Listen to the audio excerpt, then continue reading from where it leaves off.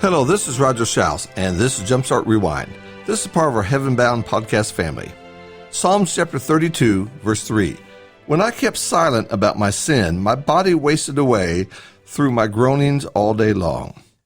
I love how honest, open, and even raw the Psalms are. They often reveal things that we feel, but we would never admit them. The Psalms do. Our verse today was written by King David. He was not in a good place. This was not one of the best days of his life. He felt like he was dying. I've seen cancer patients wasting away, energy, strength, and life all drained from them. They haven't eaten in days, and there's nothing to them anymore. Families gather and just stare as all life seeps away from the dying patient. This was David, yet he did not have cancer. His problem was self-inflicted. It was sin, and for a long time David tried to keep quiet about the sin. Bathsheba knew about some of the sin and involved her. David's commander knew about some of the sin and involved him. The longer David kept quiet, the more life was being drained from him. The fun of sin had quickly turned into shame and fear and guilt. And more than anything else, David knew that God knew. Yet David remained quiet. This is a great lesson for us. Sin doesn't go away on its own. A person can move, and yet the sin in the heart remains. We can busy ourselves with superficial things, yet the sin remains.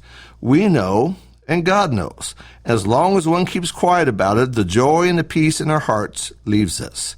Psalms 32 fits with Psalms 51, and David's sin concerning Bathsheba and the cover-up that followed Psalms 51 is David's confession. Open, honest, humble, broken, penitent. Psalms 32 describes the before and the after picture of David as he's dealing with his sins. You've seen pictures of people before when they were on drugs, and then after they were on drugs. Hardly looks like the same person. Our verse describes internal guilt that was eating away at David. He was like an old man. In other verses, he feels as if God's heavy hand is crushing him. He states that his vitality was gone. But as he confesses his sin, sunlight flows once more in his heart. Joy returns as he again walks in righteousness. At the beginning of this chapter, 3 different words are used: transgression, sin, and iniquity. In one way, they all seem the same. They describe the heart that's abandoned the Lord. However, these words have different specific directions. Transgression involves rebellion, going away from what is right. This is the description of a relationship with God. One is turned against God. Sin means to miss the mark. It identifies our relationship with God's law. We simply missed it. Iniquity carries the idea of deception, cover-up, and it reveals our relationship to ourselves. We have lied and deceived ourselves. Transgression, sin, and iniquity. Now let's notice 3 quick lessons from all this. First, things do not get better on their own. We know about this in life. It is true spiritually as well. If you look up one day and see water spots on your ceiling and you don't think about it, it won't get better with time. In time, your upstairs may fall to your downstairs. Your engine light comes on your car. Now, you can put a piece of tape over it and ignore it, but it will still be there until your car breaks down one day. A sour spirit doesn't just get better on its own. An unforgiving heart doesn't get better on its own.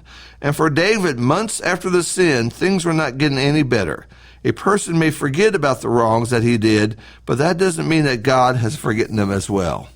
Secondly, God urged David through the prophet Nathan, "Thou art the man," sure rings true to David's heart. When one sheep was lost, it was the shepherd who left the 99 and went looking for the lost. When the coin was lost in the house, Luke 15 tells us the floors were swept and the lamp was lit until it was found. God will come looking for you. It may be in a sermon that you're hearing on Sunday. It may be through this blog. It may be through a voice of a grandma or a dear friend. God can use every tool available to get you to stop playing hide and seek with him.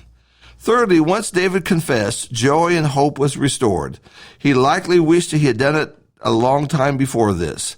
Maybe he was afraid. Maybe he thought God will forget. But the longer he remained silent, the more lifeless his soul became.